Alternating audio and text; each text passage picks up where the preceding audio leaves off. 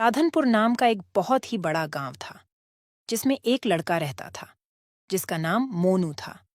मोनू के बचपन ही में माता पिता का निधन हो गया था। मोनू के रिश्तेदारों ने उसको बड़ा किया था।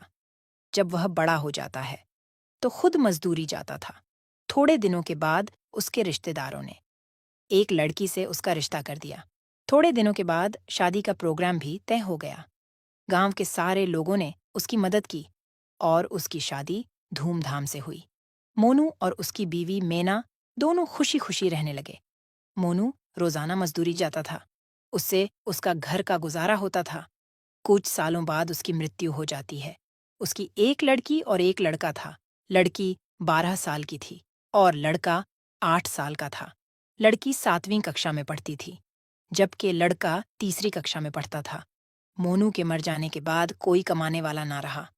उसके बाद मीना खुद दूसरों के घर झाड़ू पोछा मारती और उन पैसे से अपना घर चलाती थी।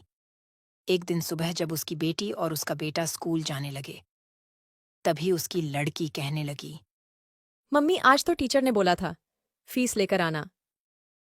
अरे बेटी, पैसे नहीं हैं। चल, मैं आज मालिकन के पास से लेकर आऊंगी। मम्मी मुझे 10 रुपए दे दो, मुझे आइसक्रीम खानी है।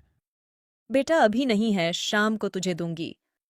बेटा और बेटी दोनों स्कूल चले जाते हैं और मेना भी झाड़ू पोछा के लिए मालिकन के घर चली जाती है। झाड़ू पोछा कर लेती है तो मालिकन से पैसे मांगती है। जी मालिकन, मुझे कुछ पैसों की जरूरत है। स्कूल की फीस भी भरनी है, कुछ घर में राशन लाना है। मालिकन कुछ पैसे दे देती है। मैना उसे लेकर अपने घर आ जाती है। जब शाम के 5 बजे थे, स्कूल की छुट्टी होती है। उस वक्त खाना बना रही होती है। तभी लड़की और उसका लड़का स्कूल से आते हैं। लड़की अपने मम्मी से कहती है, मम्मी, आपको पैसे मिले आंटी से। मुझे कल स्कूल में फीस जमा करवानी है। हाँ बेटी, मैं पैसे लेकर आई हूँ। कल मैं जमा करवा दूंगी। मम्मी मुझे पैसे दो, आइसक्रीम खानी है। ले बेटा। तभी मैना पैसों का हिसाब लगाती है। मैंने फीस के पैसे अलग रख दिए हैं, कुछ बच्चों के लिए अलग रख दिए हैं। अभी तो राशन लाना बाकी है, कुछ ही पैसे हैं। इतने पैसों से तो आज रात का ही राशन आएगा। कल क्या होगा? मेरे बच्चे कल क्या खाएंगे? आज का खाना तो बच्चे खा लेंगे, लेकिन कल सुबह क्या कहेंगे? चलो ऐसा करती हूँ, आज मैं रात को नहीं खाऊंगी और इस खाने को सुबह में कुछ पानी डाल दूंगी, तो सुबह बच्चे खाकर स्कूल चले जाएंगे। महेश, रीना, आओ बच्चों, चलो खाना खा लो। मम्मी आ गए हम। दोनों खाने के लिए बैठ जाते हैं। माँ क्या बनाया है? जो भी बनाया है खा लो, क्योंकि आज राशन खत्म हो गया है। दोनों खाना खाने लगते हैं। अरे माँ, आप भी खा लो। बेटी, बस इतना ही खाना है, उसके अलावा कोई घर में राशन नहीं है। अभी मैं खा लूंगी तो सुबह में तुम क्या खाओगे? और कहीं काम भी नहीं मिलता है, फिर पैसे मैं कहाँ से लाऊंगी? अरे मम्मी, ऐसे आप निराश ना हो, मेरे जहन में एक आइडिया है। मम्मी, आप समोसे बहुत अच्छे बनाती हो ना? ऐसा करो, आप समोसे बनाकर बेचना शुरू कर दो। क्या पता हमारी आमदनी अच्छी हो जाए। बेटी, बात तो सही है तेरी, उसके लिए तो पैसे चाहिए ना। माँ और बेटी दोनों बात ही कर रहे थे कि अचानक रीना के मामू आ जाते हैं।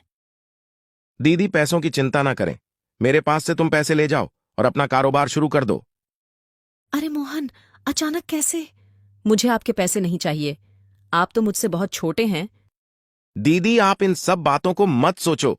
मेरे 2 पैसे लगाने से आपके 10 पैसे बन जाए तो मेरे पैसे बाद में लौटा देना। ठीक है, लेकिन मुझे समझ नहीं आता कि मैं समोसे कहाँ बेचूं। मम्मी, स्कूल के बाहर, जहां मजदूर के आने जाने का रास्ता भी है और स्कूल के बच्चे भी खाएंगे। रीना, तुमने तो बहुत ही अच्छा आइडिया दिया।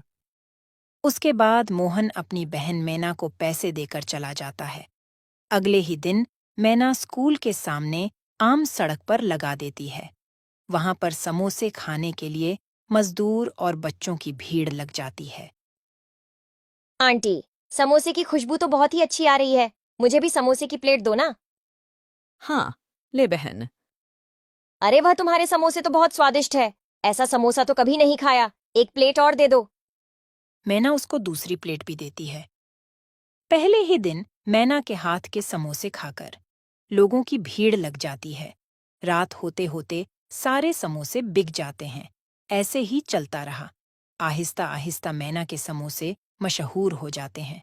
दूर दूर से लोग समोसा खाने के लिए मैना के थैले के पास आते थे और मैना के घर की हालत भी अच्छी हो जाती है। रीना भी छुट्टी के बाद अपनी मम्मी के हाथ बटाती थी। एक रात मैना अपने घर पर पैसे गिन रही थी। तभी कहने लगी, मुझे हैरानी होती है। एक दिन मैं 1,000 रुपये लगाकर शुरू किया था। आज दिन के 15,000 दिन के कमाती हूँ। मैं अपने भाई को डबल पैसे वापस दूंगी और इन पैसों से अपने बच्चों का भविष्य बनाऊंगी। अगले दिन फिर समोसे लेकर बेचने निकल जाती है। शाम होते होते सारे समोसे बिक जाते हैं। तभी रीना कहती है, मम्मी आज भी बहुत बिक्री हुई है। इन पैसों को क्या करोगे?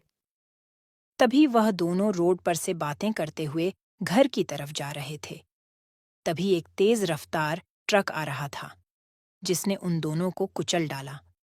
उसी वक्त वह दोनों दम तोड़ देते हैं। अधूरी इच्छा होने की वजह से वो दोनों चुड़ैल बन जाते हैं। अरे मेरे महेश का क्या होगा? अभी तो बहुत छोटा है।